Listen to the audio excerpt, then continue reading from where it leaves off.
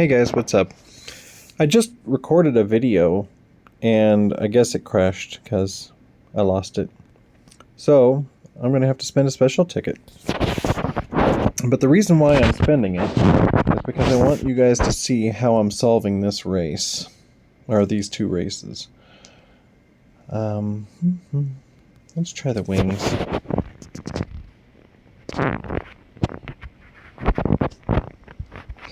So I switched to this guy because I wanted to use the supercar for another race.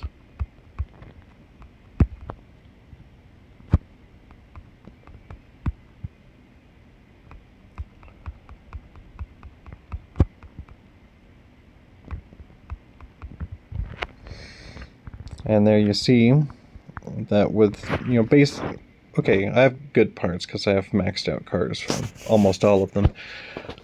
But, not doing the whole...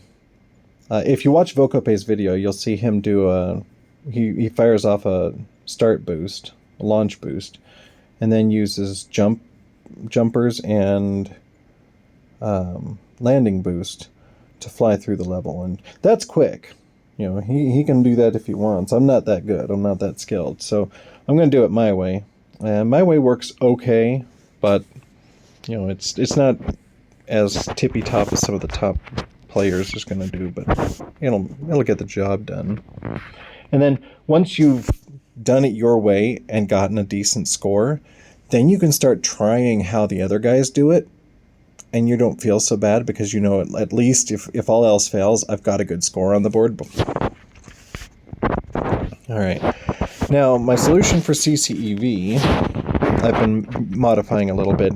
The way that Vokope does it involves landing boost and coin boost, or not coin boost, landing boost and, I can't even remember anymore. I have to go back and watch it again. But anyway, my problem is I keep getting stuck on hills, and where he has all of the timing down to fly up the hill and hit the landing boost perfectly to get enough speed to get up the hill. I don't quite have the skill for that. So I'm going to throw the snow chains on, and I just happen to be really good at wheeling.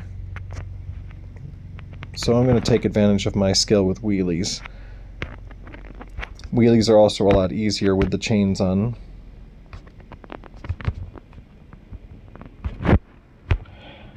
Now you want to find places where you can skip a hill or two with the CCEV's boost, or places where if you don't have the wings on like I don't, like here, you can use the CCEV's boost to fly forward. And that gives you the momentum you need forward to get over that hill.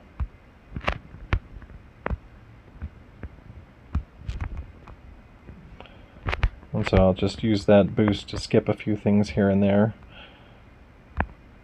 I don't have a set pattern that I use yet, like a set path through these different obstacles. I just kind of wing it. And that's what I expect most people to be doing, is just kind of winging it. So don't feel like you need to use like a very specific set path. That one's tricky right there. You gotta watch out for that one as you do it. Now watch where I landed with my wheels on that one. I was able to use the hills. Instead of diving in between the hills, I was able to land my wheels on the two hills and use that as like a little launching pad to move up rather than over. Try that if that works. I found that that's a reasonably repeatable way to get up that hill. But I have gotten caught there once or twice. Hey, best score. I love it. Alright. Next, this is Vokope's method. I'm going to straight up steal it, because why not? And the idea here is you have a fume boost on the car, and you want the fume boost. I'm going to tap both pedals to lock in my position here right as I get that 5 coin. You want to hold your position with both pedals until the fume boost is engaged. And then you want to hit the turbo. Now the turbo needs time to spin up, so I'm actually going to go backwards just a hair before I hit the gas forward to spin up that turbo a little bit, because if you just go forward, you won't have enough run-up room to get the turbo to fire. And after that, it's just a matter of glide, glide, glide. You want to glide over, not up. So if you find yourself gliding upward, you want to pitch back down. But then you have to also be careful with pitching down. If you come off the jump pitch too far up and you want to tap the brake, remember this car is the car with the air brake. That'll slow you down, and you're going to lose distance if you do that. So you want to avoid that. And keep the car as horizontal as possible off the launch. And try to do that only with the accelerator, not with the brake. If that makes any sense. Alright, and that leaves us with the water run. And I'm actually excited. I'm 1,500 points ahead of where I usually am.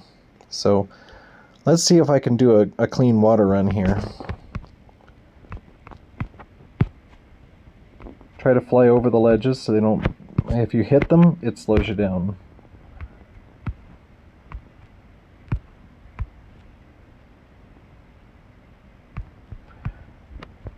In Vocope's video you'll watch, and he will not fire his overdrive turbo at any point in this until he gets to the end. I do try to find places to pop it if I can skillfully pop that turbo while I'm going. It didn't work out for me this time, but we'll pretend I did. How I usually know if I've done a good job or not is if I run out of fuel before I pass that reindeer.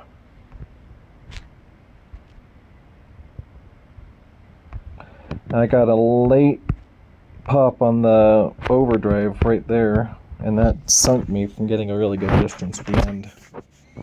Crap. But I still came in 2,000 points ahead of my previous one, but not nearly as cool as the one I did in my last race, which I lost because the the recorder crashed.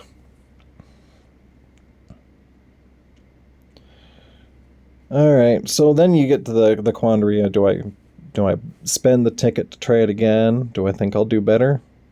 Or do I just bank it?